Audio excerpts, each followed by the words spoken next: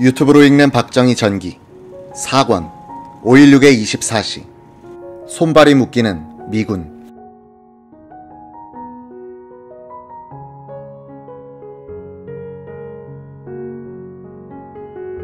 맥그루더 미 8군 사령관은 5월 16일 오전 10시 18분에 중대한 성명을 발표했다.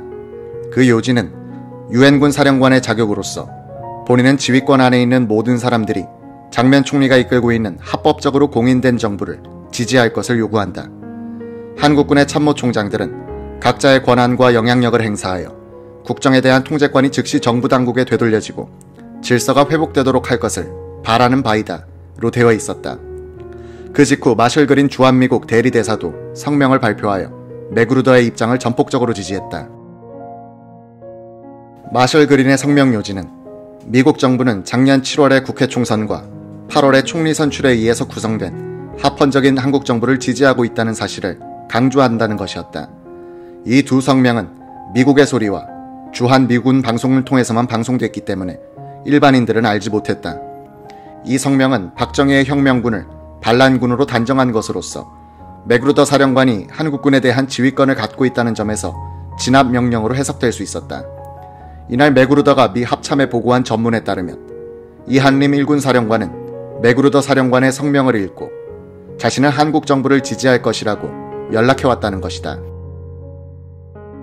이한림은 또 만약 자신의 부대가 반란을 진압하도록 동원 명령을 받는다면 진압에 반대하는 소수가 있을지도 모르지만 대다수는 복종할 것이다 라고 말했다.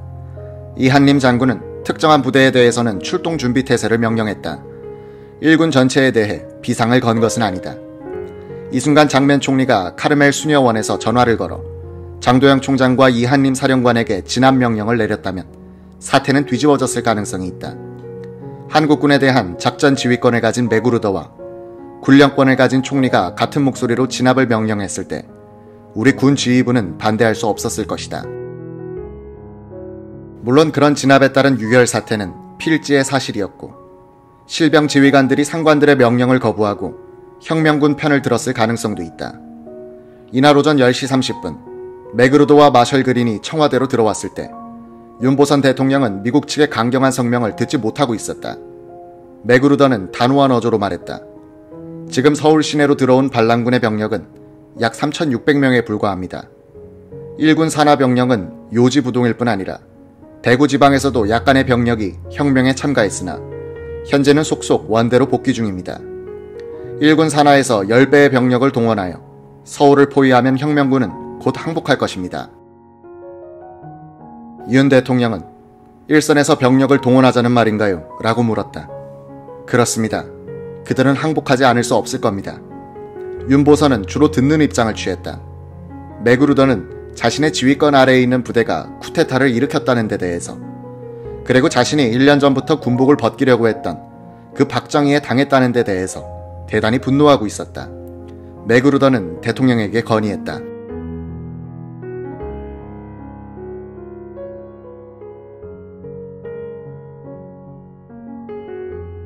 지금 군 통수권을 행사할 장 총리는 행방을 감추었고 따라서 행정부가 없습니다. 다른 국무위원회 소재도 알 수 없습니다. 국가 원수인 대통령 각하가 지금 대한민국의 유일한 헌법기관으로 남아 계시니 헌법상 국군의 통수권을 가진 대통령께서 병력 동원에 동의해 주시기 바랍니다. 그린 대리대사도 거들고 나섰다. 대통령은 호헌의 책임을 지고 계십니다.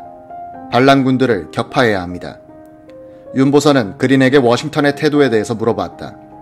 케네디 대통령은 캐나다에 가 있고 러스크 국무장관도 워싱턴을 비우고 있다는 것이었다.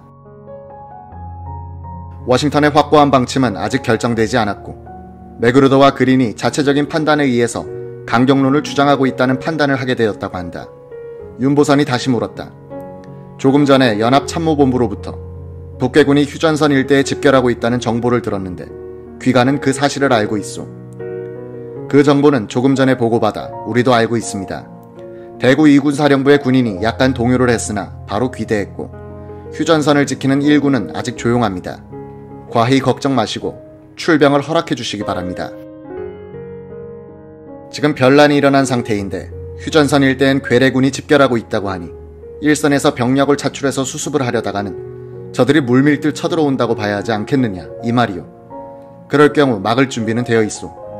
윤보선의 언성이 높아 맥그루더가 잠시 주춤하고 있는 사이 대통령은 5.16의 성공에 결정적인 요소로 작용하게 되는 한마디를 했다. 우리 국군이 일선에서 동원되는 것에 나는 동의할 수 없소. 사령관 생각대로라면 차라리 미군을 동원해서 반란군을 진압하는 것이 어떻겠소. 우리 유엔군은 외적이 아닌 내전에는 원칙적으로 개입할 수 없습니다. 대통령께서 국군을 동원할 수 있도록 허락해 주신다면 이탈한 부대를 복귀시키겠습니다. 시가전을 염려하시지만 3만, 4만 대군이 서울 일원을 포위하고 공군을 동원하여 전단을 뿌리고 원대 복귀의 통로를 엄호하면 3일에서 일주일 사이에 유혈 사태 없이 진압할 수 있습니다. 맥그루더는 묵묵히 듣고 있는 대통령을 안심시키려고 이런 말도 덧붙였다. 각하께서 우리 요구를 들어주신다면 8군 사령부의 본부 중대가 청와대 경호를 맡아 각하의 안전도 보장할 것입니다. 청와대를 둘러싸고 있는 반란군과 경호하러 오는 미군이 충돌하지 않는다는 보장이 있어. 윤보선은 또 내 생각으로는 대통령에게는 군 통수권이 없다 라고 말했다. 제2공화국 헌법에는 대통령에게 군 통수권이 귀속된다고 적혀만 있고 하위 법률이 제정되어 있지 않았다. 따라서 실질적으로는 군 통수권이 국무총리에게 있다는 것이 윤보선의 논리였다.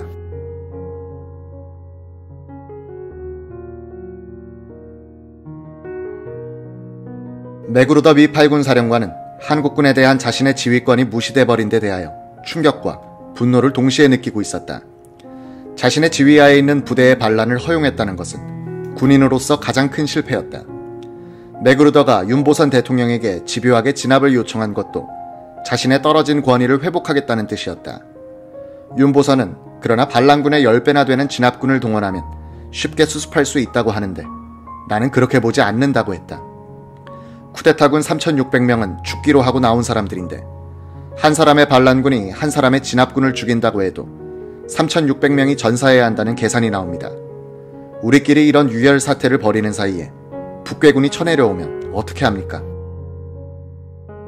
이날 줄곧 윤보선의 뇌리를 억누른 것은 쿠데타군과 진압군의 대치가 내전으로 발전하여 북한의 남침을 초래할 위험성이었다.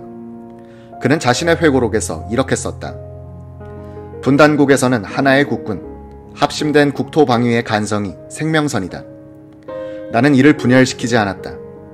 맥그루더가 윤 대통령으로부터 진압 명령을 끝내 받지 못하고 먼저 돌아간 뒤 대통령과 그린 대리대사는 청와대 식당에서 점심을 함께 하면서 논의를 계속했다. 그린은 그 점심이 쓸쓸하고 씁쓸한 분위기에서 이루어졌다고 최근에 회고했다. 이 자리에서도 그린 대사는 진압 명령을 내려주도록 윤보선을 계속해서 설득했다. 이 쿠데타가 성공하면 한국은 아마도 장기간 군사 통치를 겪게 될 것입니다. 미국으로서는 하펀 정부만 지지할 수 있기 때문에 군사혁명을 지지할 수는 없는 겁니다. 이에 대해서 윤보선은 뼈아픈 반문을 던졌다. 나도 군사혁명을 지지하지는 않소. 수습 방법이 대사와 다를 뿐이요. 그 문제를 떠나서 대사는 지금 미국 정부는 합헌적인 방법만 지지한다고 했는데 그러면 작년 4.19 혁명의 경우 그것이 합법적이어서 지지한 건가요? 이 역습에 그린 대사는 답변을 하지 못했다고 한다.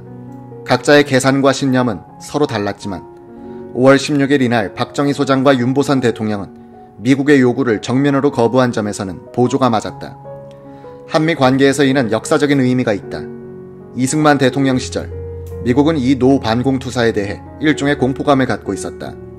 그들은 이승만이 자주 노선을 선택하여 단독 북진이라도 하여 미국을 다시 전장으로 끌고 갈 경우에 대비하여 한국군을 자기 편으로 묶어두려고 했다. 한국군 지휘부를 친미화하여 유사시엔 한국 대통령이 아닌 작전 지휘권을 쥔 미군의 지시를 따르도록 시도했던 것이다. 주한미군 사령관은 한국군 육군참모총장의 임명에 즈음하여 항상 발언권을 행사해왔다. 장도영 총장의 임명에 있어서도 맥그루더의 동의가 있었던 것이다. 한국군에서는 장성급 이상이 되면 미군의 눈치를 보고 사고방식도 상당히 미국화하는 경향이 있었다. 박정희, 김종필로 대표되는 혁명군의 장교들은 그런 친미파가 아니었다. 맥그루더로서는 상대하기가 거북한 존재였다. 영어로 의사소통이 되지 않는 장교들이었을 뿐 아니라 문화가 달랐다. 혁명군 장교들은 영어를 좀 한다고 미군 장성들과 친하게 지내는 상관들을 경멸해온 사람들이었다.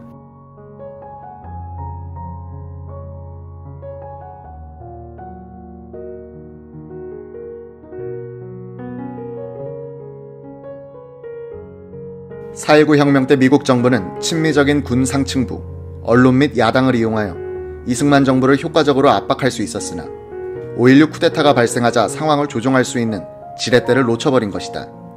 친미적인 장면 총리는 잠적해버렸고 믿었던 장도영 육군참모총장은 진압군의 동원에 미온적이었으며 윤보선 대통령까지도 냉담한 반응이었다.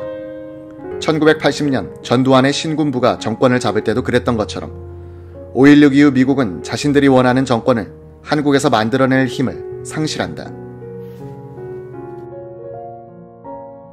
윤보선, 맥그루더, 그린의 요담은 5.16을 성공시킨 가장 중요한 계기였다. 이 회담에서 윤보선이 취한 태도에 대한 미국 측 기록으로는 5월 17일 체스터 보울즈 미 국무차관이 라오스 문제를 논의하는 국제회의에 참석차 제네바에 가 있던 딘 러스크 국무장관에게 보낸 보고서가 있다.